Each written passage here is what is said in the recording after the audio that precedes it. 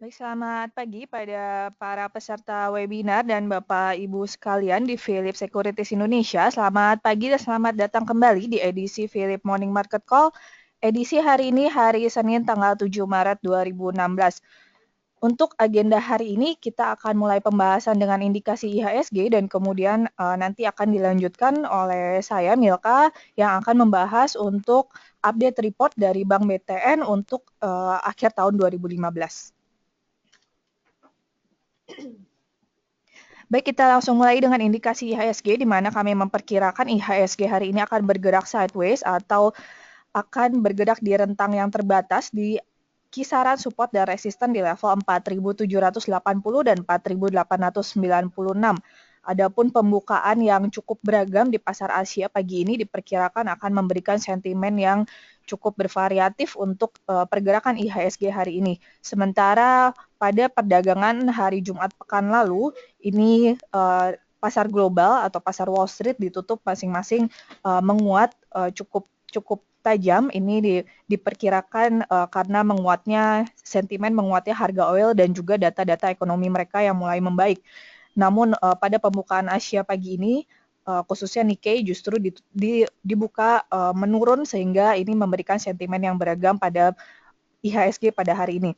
Sementara itu dari pasar domestik, ini tampaknya investor akan mencermati data cadangan devisa yang akan dirilis untuk bulan Februari yang rencananya akan dirilis pada hari ini. Baik, selanjutnya kita akan mulai pembahasan untuk update report dari Bank BTN untuk kuartal 4 2015, di mana kami memaintain untuk rating masih buy, dan untuk price target ini kami melakukan upgrade menjadi 2.180 dari sebelumnya 1.435. Dan adapun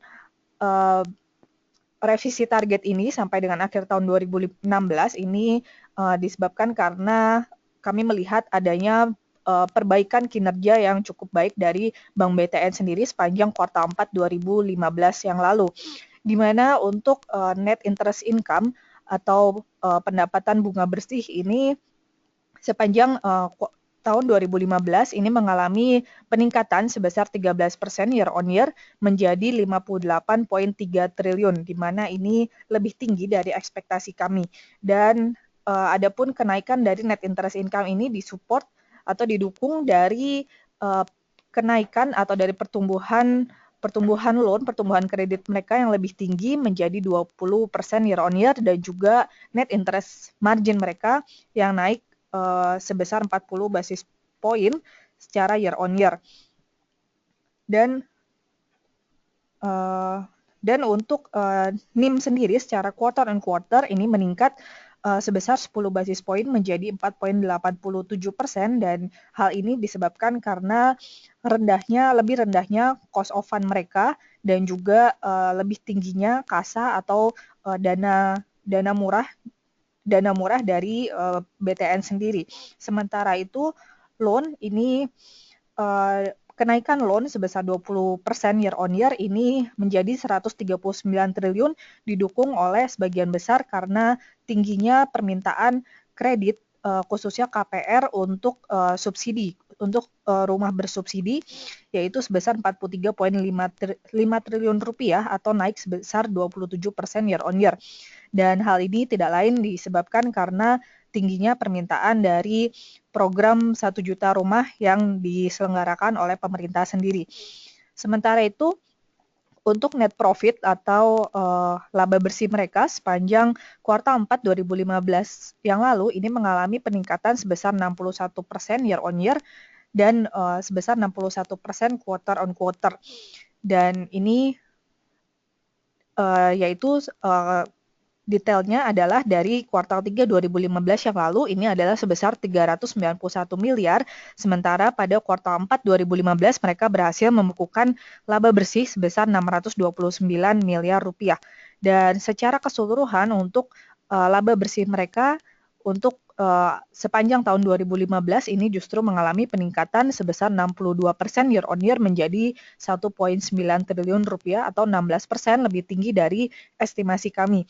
Dan adapun peningkatan atau kenaikan dari laba bersih ini didukung oleh tingginya non-interest income atau pendapatan non-bunga dan juga provisi mereka yang lebih rendah. Adapun kami mencatat bahwa non-interest income ini mengalami pertumbuhan sebesar 31% quarter on quarter menjadi 335 miliar rupiah dan ini berkontribusi sebesar 7% terhadap keseluruhan total income dari BTN sendiri. Sedangkan untuk NPL mereka ini mengalami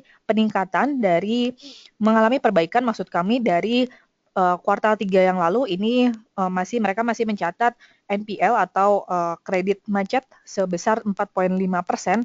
Namun untuk sepanjang kuartal 4 mereka berhasil melakukan perbaikan didukung oleh recovery yang lebih tinggi dan juga adanya restructure dari kredit mereka sehingga mereka berhasil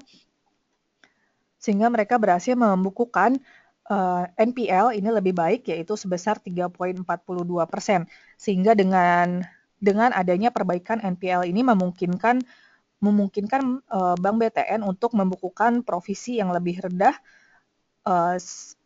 sebesar 39% quarter on quarter. Ini mengalami penurunan 39% secara provisi dengan coverage ratio justru lebih tinggi sebesar 43,14%. Dan selanjutnya untuk keseluruhan manajemen sendiri ini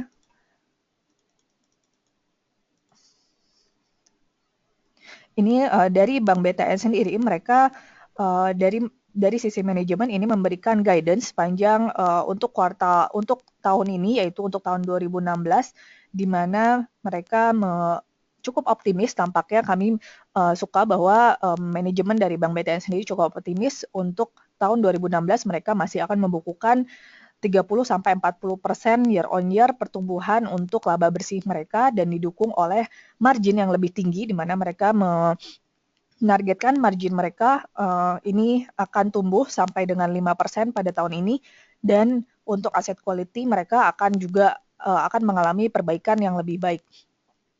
Dan untuk keseluruhan kami masih memaintain rating buy untuk BTN dengan revisi di target price menjadi 2.180 sampai dengan akhir tahun 2016 dengan cost of equity sebesar 11,9% dan terminal growth of sebesar 1%.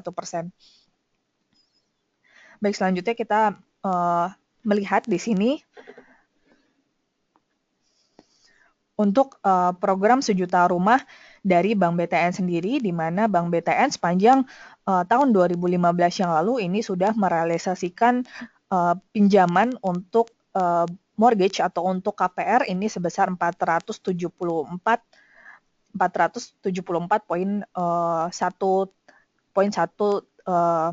unit untuk unit rumah dan ini terdiri dari mortgage yaitu sebesar 179.476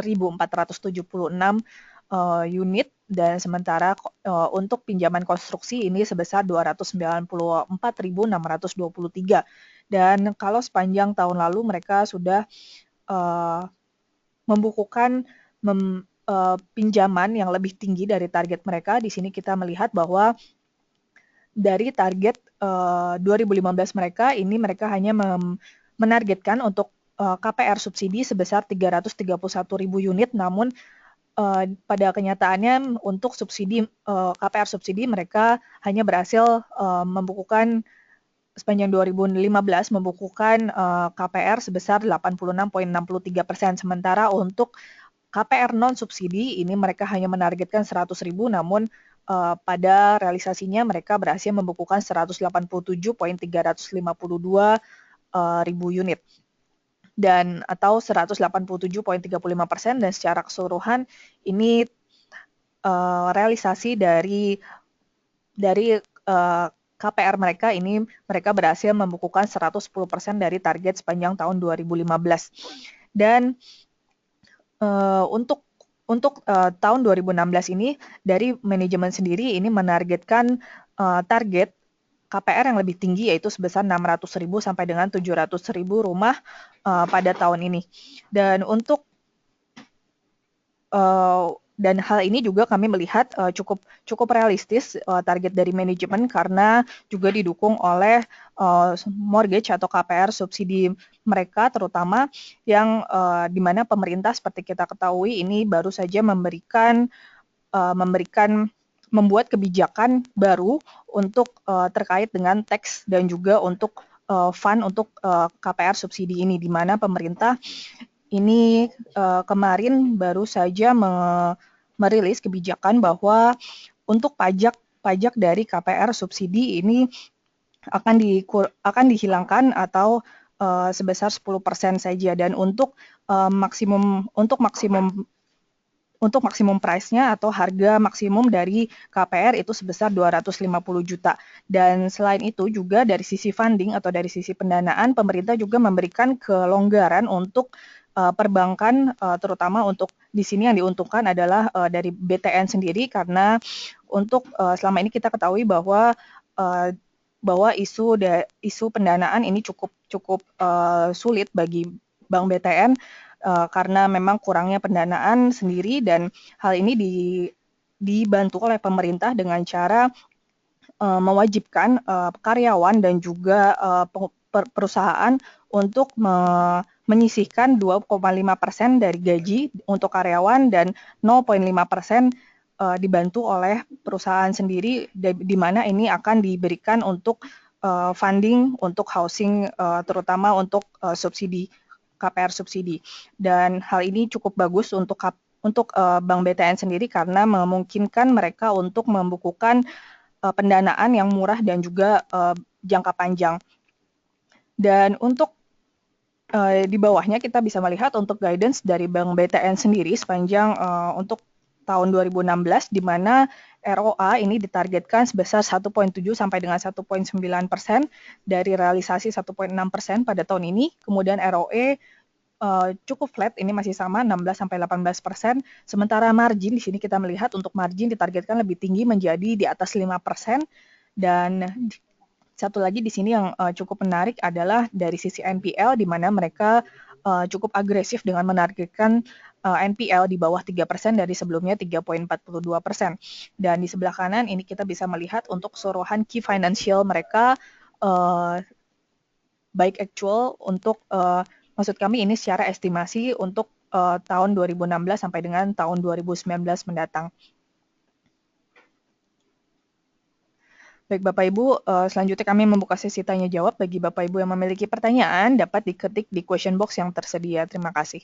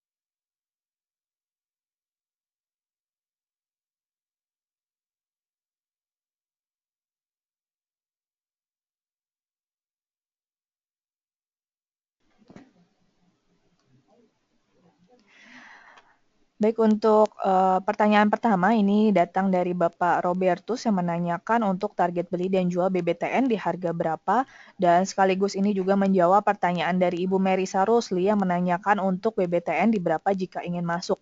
Selain itu, ini juga pertanyaan dari Bapak Ahmad Riyandi yang menanyakan untuk trading jangka pendek BBTN, mohon inputnya. Baik, kita lihat di sini untuk BTN saat ini dari sisi tren confirm ini masih bullish Pak.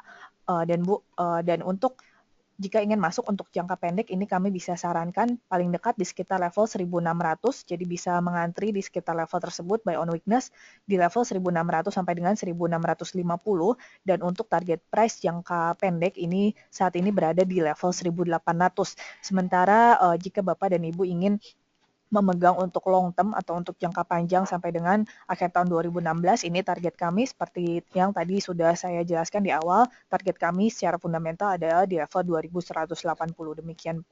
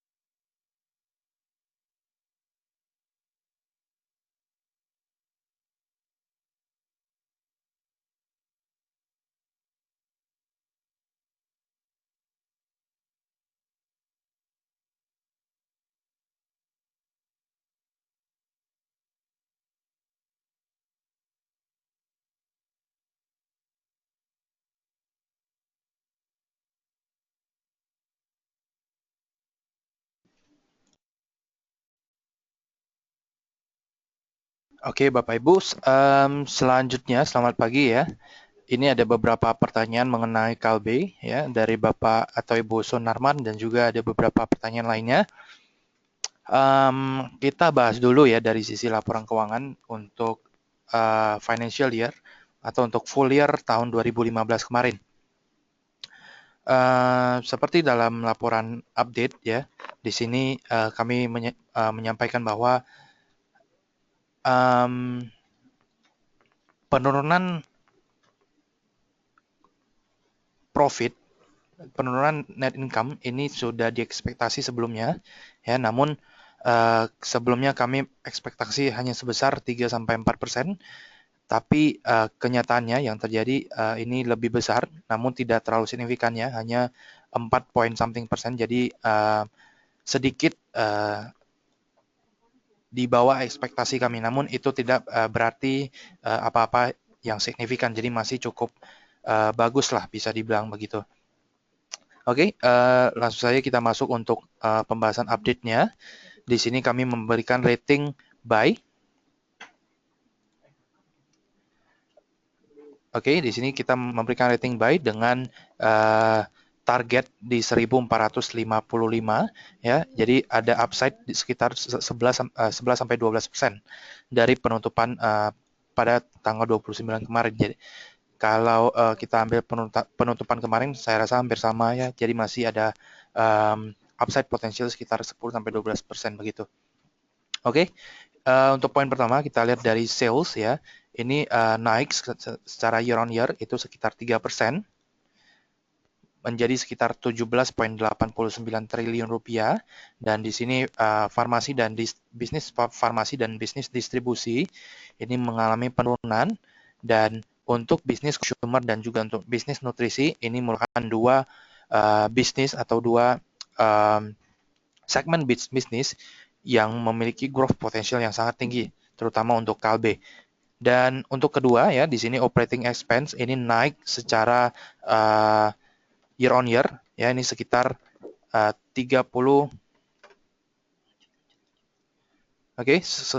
sekitar 30 basis point ya, ini menjadi operating expense ratio-nya menjadi 33.2%. Inilah yang mengakibatkan operating profit untuk turun sekitar 4.3% secara year on year.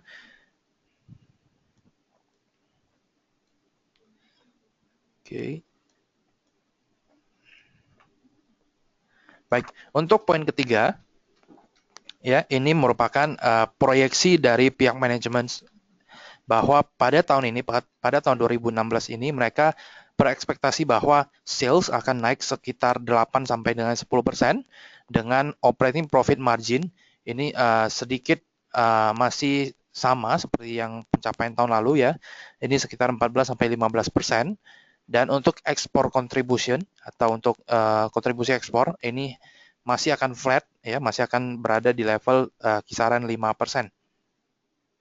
Oke, dan yang poin terakhir, target price kami di 1455 dengan PE ini sekitar 31.3 kali dan juga PBV ini sekitar 5.81 kali. Memang bisa dibilang dari sisi valuasi ya, Kalbe ini merupakan salah satu emiten yang cukup premium kalau kita lihat dari sisi PE dan juga PBV-nya. Oke, selanjutnya ini grafik yang menggambarkan ya pencapaian kinerja dari 4 segmen bisnis Kalbe pada tahun lalu. Kalau kita lihat untuk pharmaceuticals ya, ini merupakan obat-obat yang obat OTC dan juga obat-obat generik ya. Ini obat generik ini dijual kepada program pemerintah yaitu JKN, dan juga untuk obat OTC ini biasanya dijual di apotek-apotek yang apotek-apotek terdekat ya. Jadi obat OTC itu merupakan obat yang bermerek ya, seperti Panadol, namun Panadol bukan merupakan produk Kalbe, tapi itu sejenisnya ya. Oke, dan untuk consumer health ini produk-produk seperti Hydro Coco dan juga seperti jus, ini merupakan dua produk yang sangat signifikan ya pertumbuhannya. Dan untuk produk seperti Extra Joss ini juga berada di consumer health, namun untuk Extra Joss ini pertumbuhannya sudah turun ya, bisa dibilang penurunannya bisa mencapai 10 sampai 15% secara year on year. Namun di sini secara keseluruhan masih naik sekitar 5%. Kenapa? Karena produk seperti Hydro Coco dan juga produk-produk lainnya ini masih membukukan pertumbuhan yang cukup fantastis ya, sekitar 20 sampai 30% secara year on year. Dan untuk produk nutrisi ini naiknya sekitar 12%. Kenapa? Karena memang dari sisi segmen ini merupakan segmen yang memang diunggulkan oleh pihak Kalbe ya. Segmen ini ada apa aja di dalamnya? Ini termasuk susu ya, susu baik itu dari ibu hamil sampai dengan susu untuk dewasa ya. Jadi susu untuk manula. Dan untuk sisi distribusi, kenapa mengalami penurunan? Kalau kita lihat pada tahun 2014 lalu, pada akhir tahun 2014, segmen distribusi ini, terutama untuk anak usahanya yaitu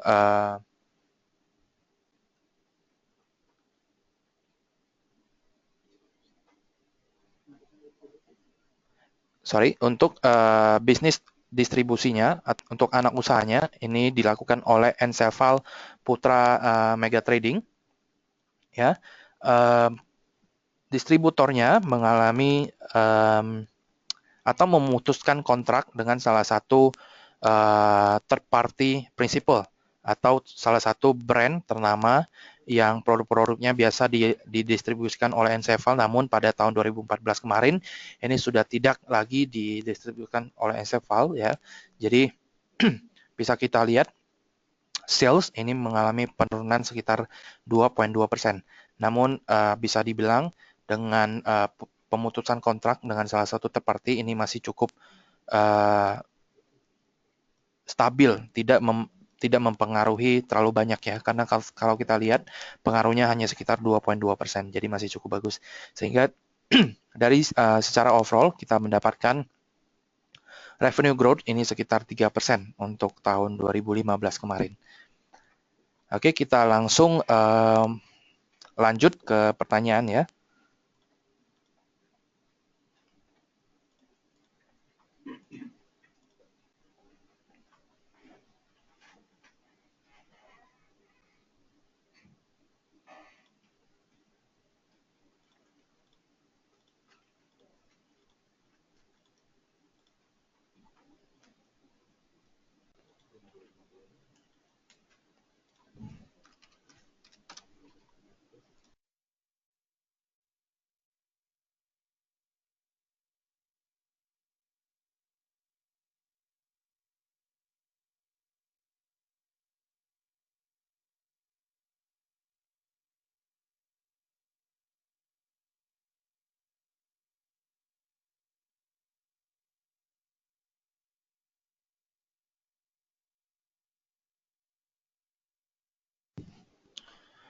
Oke, selanjutnya untuk HMSP, ini pertanyaan dari Bapak Surya Wijaya. Oke, di sini kalau kita lihat untuk HMSP, trennya bisa dibilang dalam jangka pendek ini sudah sedikit sideways, ya, namun masih ada indikasi bullish karena harga ini masih tertahan di atas MA20-nya. Kalau untuk buy, ya kalau kita lihat MA20 ini cukup bagus untuk dijadikan sebagai support, ya. Jadi kalau ingin buy mungkin sebaiknya kita masuk di level MA20-nya itu di kurang lebih 107.500. Oke, dan untuk take profitnya sebaiknya kita ambil. Oke, kelihatannya ini take profitnya, upside potensialnya ini sangat sedikit ya. Take profitnya kita bisa ambil di level 111.750. Coba saya lihat ya di level ini ya. Jadi upside potensialnya ini sangat sedikit. Jadi sebaiknya kita menunggu untuk koreksi lebih dalam lagi ya. Kalau bisa dikasih mungkin kita bisa akumulasi di level 100.000 atau kurang lebih 100.000, 103.000 ya. Ini atau di level MA50-nya. Ya, jadi masih untuk sekarang masih sifatnya masih cukup spekulatif. Jadi kita lebih berhati-hati saja dan kita menangkap di harga yang lebih rendah, begitu Pak.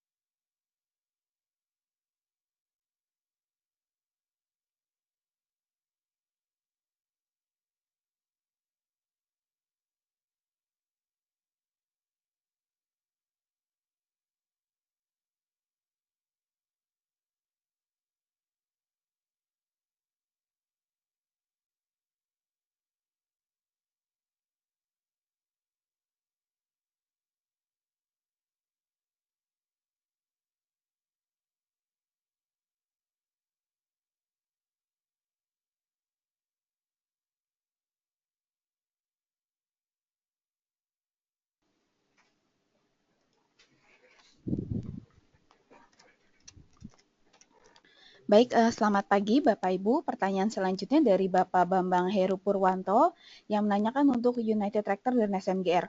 Untuk SMGR saya akan jawab nanti, untuk United Tractor akan dijawab oleh rekan saya Deta. Untuk SMGR sendiri, ini trennya di jangka pendek ini adalah sideways. Sementara itu untuk SMGR sendiri, ini saran kami itu kalau mau membeli SMGR itu di bawah level 10.000.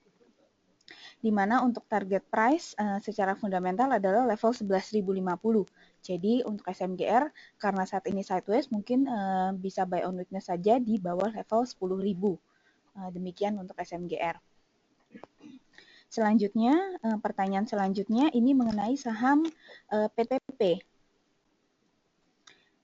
Untuk saham PTPP ini pertanyaan dari Bapak Ipong, bagaimana PTPP di jangka pendek level support dan resistennya? Untuk PTPP ini saat ini juga trennya adalah sideways.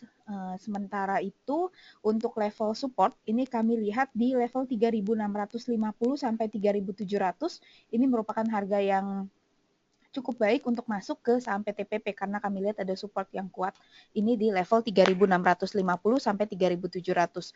Untuk target harga secara teknikal itu adalah sekitar level Rp4.000.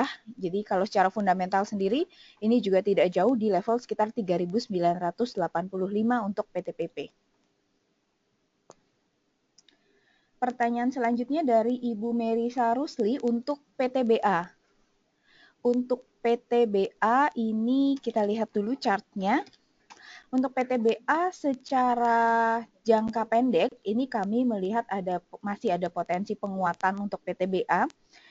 Ini jadi jangka pendek ini masih bullish, tapi untuk jangka menengah dan jangka panjang ini masih sideways. Untuk PTBA ini saat ini tengah menguji MA 150-nya di level 5.550. Jadi saran kami jika mau buy on weakness, buy itu PTBA di level sekitar 5.300 sampai 5.500. Ini untuk PTBA dengan target fundamental, target teknikal maksud kami di level 5.750. Selanjutnya untuk saham Mika dari Bapak atau Ibu Enri Zulkarnain, ini untuk saham Mika.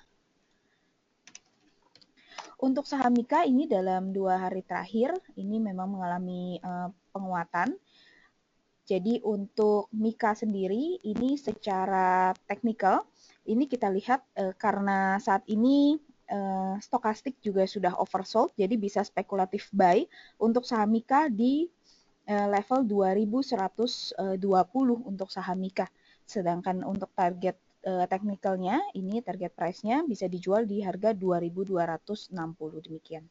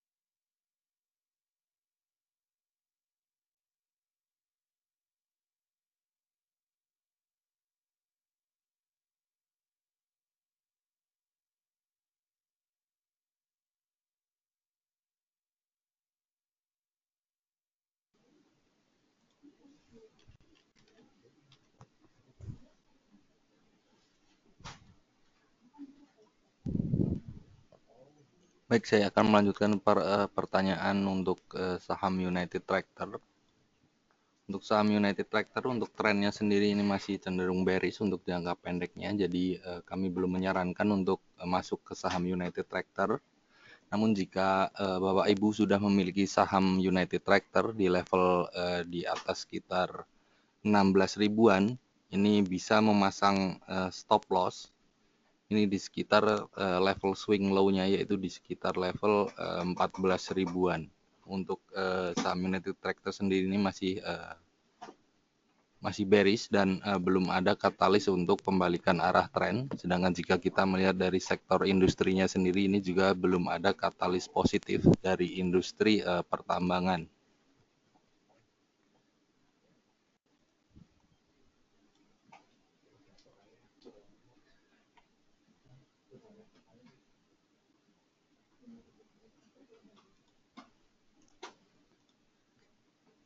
Kemudian pertanyaan selanjutnya mengenai dari Bapak Boy yang menanyakan untuk saham Antam.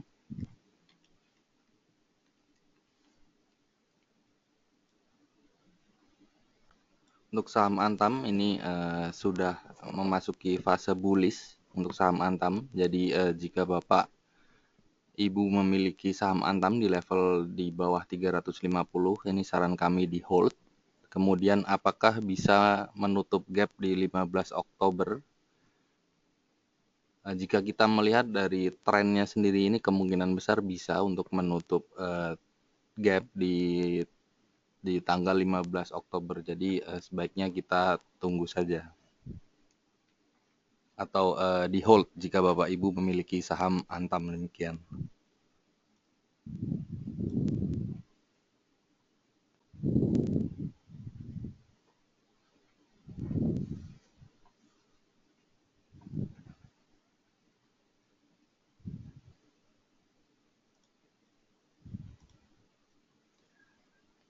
Kemudian pertanyaan selanjutnya ini dari Bapak atau Ibu Sugiyati Bahtiar yang menanyakan untuk saham Inco, kemana arahnya,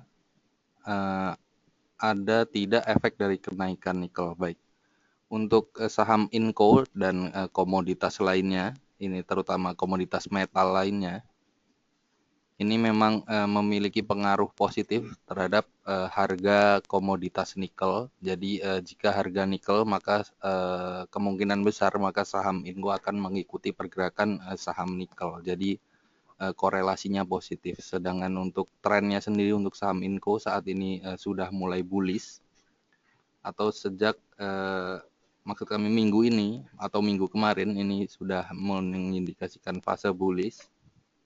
Jadi jika Bapak Ibu memiliki saham Inco ini bisa di hold terlebih dahulu.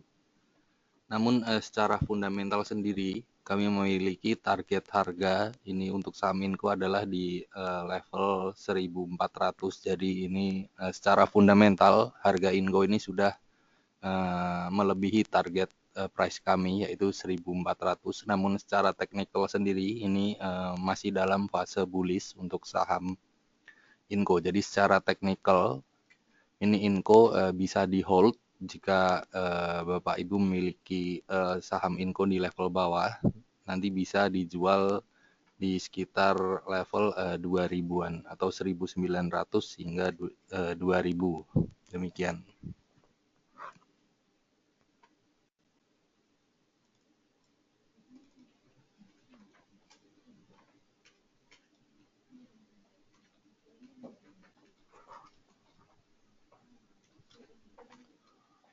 Kemudian pertanyaan selanjutnya dari Bapak Denny yang menanyakan untuk prospek saham Elsa.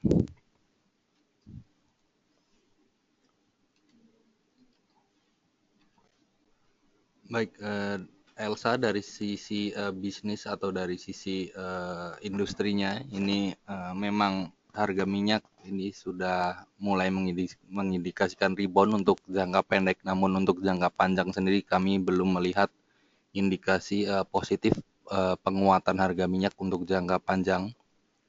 Jadi untuk Elsa sendiri ini kami memiliki target harga fundamental ini di sekitar harga 310. Jadi sedikit lagi sudah mencapai target kami yaitu 310, sedangkan hari ini Elsa diperdagangkan di sekitar level 307. Jadi 3 poin lagi sudah mencapai target kami. Saran kami jika Bapak Ibu memiliki saham Elsa di level harga di bawah 300 nanti bisa dijual di atas harga 310. Sedangkan jika kita melihat pencapaian kontrak tahun ini yang sudah mencapai di atas 300 juta dolar, ini melebihi dari pencapaian kontrak tahun lalu yaitu sekitar hanya di bawah 200 juta dolar, maka kemungkinan besar untuk tahun 2016 ini kinerja Elsa ini atau pendapatannya ini bisa naik cukup signifikan. Demikian.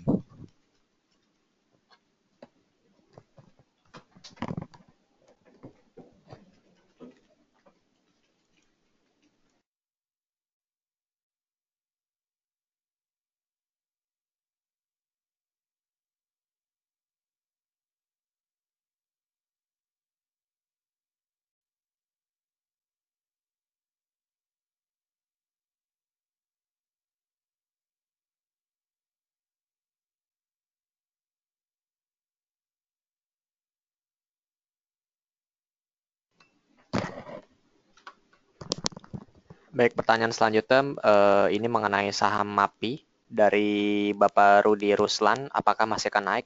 Kemungkinan ini pergerakan dari saham MAPI ini untuk periode daily-nya sudah memasuki fase bullish, dan untuk periode weekly-nya juga sejak Oktober sampai dengan bulan ini juga sudah memasuki fase bullish-nya.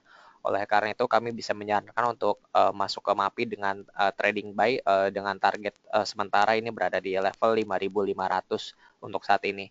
Dan perlu diperhatikan juga bahwa saat ini dari saham dari sektor-sektor retail ini sudah menguat cukup baik sejak Oktober yang lalu, di mana ini adanya juga sektor retail juga nampaknya mulai pulih seiring dengan adanya recovery dari perekonomian Indonesia. Oleh karena itu saham-saham dari retail ini sendiri mulai diburu oleh para investor. Namun kami juga mencermati untuk tahun ini, di mana kinerja sektor retail kemungkinan pada tahun ini juga baru akan mengalami recovery, dan kami perkirakan untuk pada tahun 2017 maka untuk saham-saham sektor retail ini baru akan mengalami pertumbuhan yang cukup baik. Terima kasih.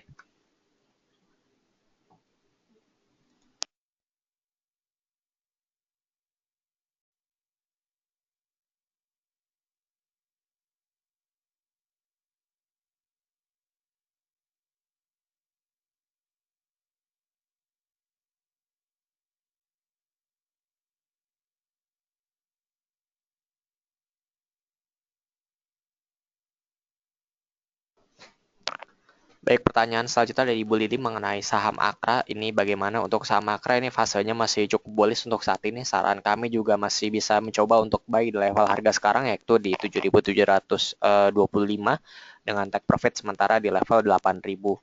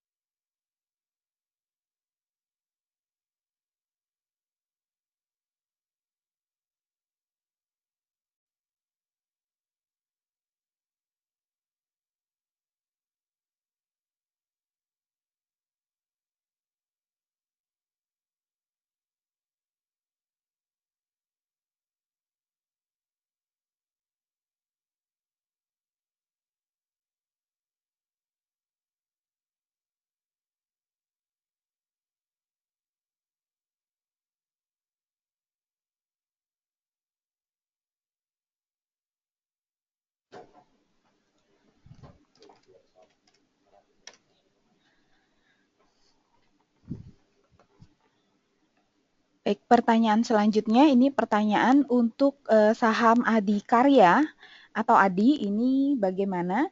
Untuk Adikarya sendiri kalau kita lihat di sini secara teknikal trennya sideways untuk ADI. Jadi saran kami kalau mau buy ADI ini bisa dicoba di level penutupan kemarin di level 2.600 sampai 2.610 untuk Adikarya. Jadi kalau kita lihat secara kinerja, ini beberapa perusahaan konstruksi telah mengumumkan laporan keuangan. Salah satunya adalah Adikarya, di mana revenue mereka naik 8,5%. Sementara laba bersih ini naik 40%, tapi secara EPS atau laba per saham ini naik hanya 11% karena memang mereka pada tahun lalu melakukan right issue. Kalau kita lihat dari sisi PE, rasio PE Adikarya saat ini merupakan salah satu yang paling rendah atau yang paling rendah dari keempat BUMN konstruksi lainnya dengan PE sekitar 20 kali. Jadi kami melihat bahwa ADI sendiri ini masih bisa di-buy di harga saat ini. Kalau kita bandingkan dengan Wika atau Waskita, memang ADI kinerjanya ini kedua terbaik setelah Waskita. Karena kalau Wika sendiri ini yang baru saja mengumumkan laporan keuangan, tercatat revenue-nya ini naik 9,28 tapi net income-nya hanya tumbuh sekitar 3%. Jadi memang sejauh ini Wika kinerjanya yang paling rendah dibandingkan 3 BUMN lainnya. Mungkin satu karena PT PP belum mengumumkan laporan keuangannya. Demikian.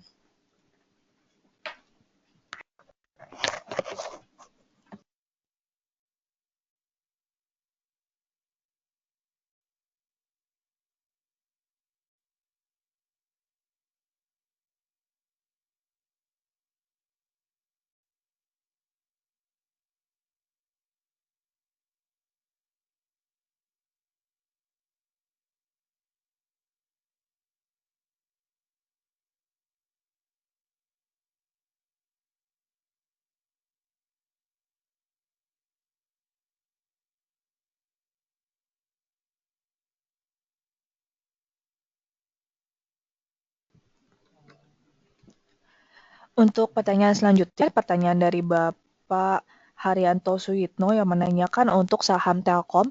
Di sini kita lihat secara keseluruhan untuk Telkom di daily chart bahwa untuk resisten terdekat di sini adalah di level 3.500. Jadi kami masih cukup optimis bahwa harga Telkom sendiri masih bisa kembali ke level tersebut dan jika Bapak atau Ibu sudah memegang untuk saham Telkom bisa dijual parsial ini di level 3.500, namun kalau kita lihat secara keseluruhan trennya masih confirm ini masih terjadi bullish. Jadi kalau memang sudah betul-betul berhasil ditutup di atas level 3.500 baru kami bisa merekomendasikan baik kembali untuk saham Telkom atau bisa di hold dulu sementara kalau jika Bapak Ibu ingin untuk take profit jangka pendek saja ini bisa di level 3.500 untuk jangka pendek. Sementara untuk jika Bapak Ibu ingin baru masuk ke saham Telkom ini kami melihat ada support yang cukup kuat di level EMA 20 jadi di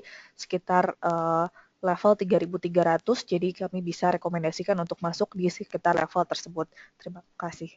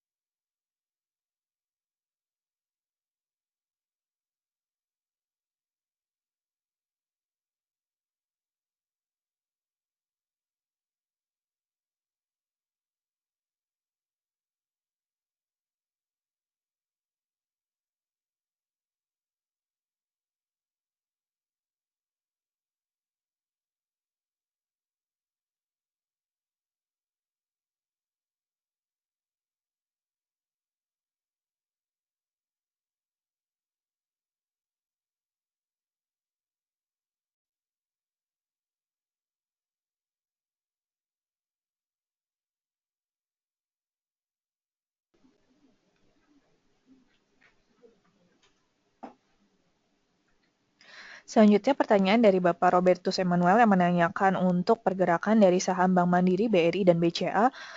Kita akan mulai pembahasan untuk Bank Mandiri, di mana kami melihat di sini untuk Bank Mandiri, MACD-nya di sini sudah confirm terjadi golden cross, dan sementara itu untuk target price jangka pendek ini kami bisa sarankan di level 10.350, jadi masih ada possibility untuk mencapai level tersebut dan bisa take profit sebagian atau parsial di level 10.350.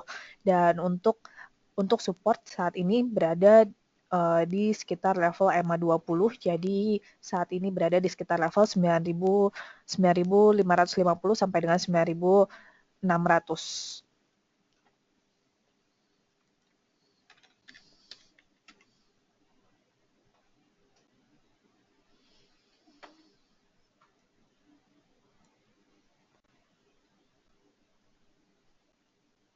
Dan selanjutnya untuk saham Bank BRI di sini kita juga lihat bahwa MACD di sini sudah mengalami golden cross untuk hari ini dan kita hanya perlu melihat untuk penutupan nanti apakah betul-betul berhasil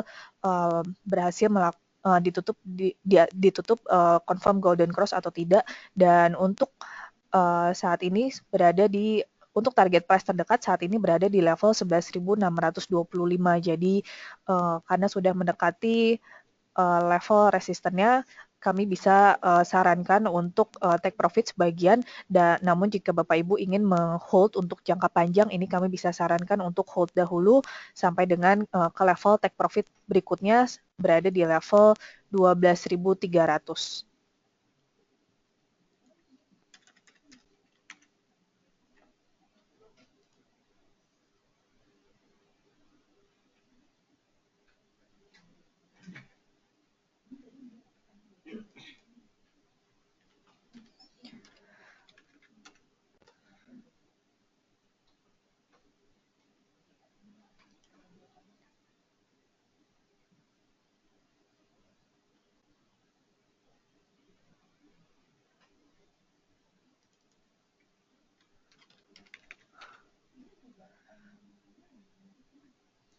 Dan selanjutnya untuk saham BCA di sini kami melihat bahwa untuk dari sisi tren saat ini masih terjadi sideways atau cenderung konsolidasi dengan kisaran support di level 12.900 dan level resisten di level 13.700. Jadi jika Bapak Ibu ingin memiliki atau sudah memiliki saham Bank BCA ini untuk level masuk bisa ditunggu di level support di sekitar level 12.900 dan untuk level take profit saat ini berada di level 13.700. Dan memang untuk pergerakan dari saham Bank BCA ini cenderung sideways atau cenderung masih konsolidasi karena memang kinerja mereka juga yang masih belum menunjukkan perbaikan yang cukup signifikan di mana pada kuartal 4 kemarin mereka masih membukukan net income yang cukup stabil. Jadi dari manajemen sendiri mereka memang menargetkan laba bersih yang cukup konservatif dan tidak terlalu agresif, sehingga hal ini juga menyebabkan harga dari Bank BCA sendiri masih cenderung konsolidasi untuk beberapa hari ke depan. Demikian.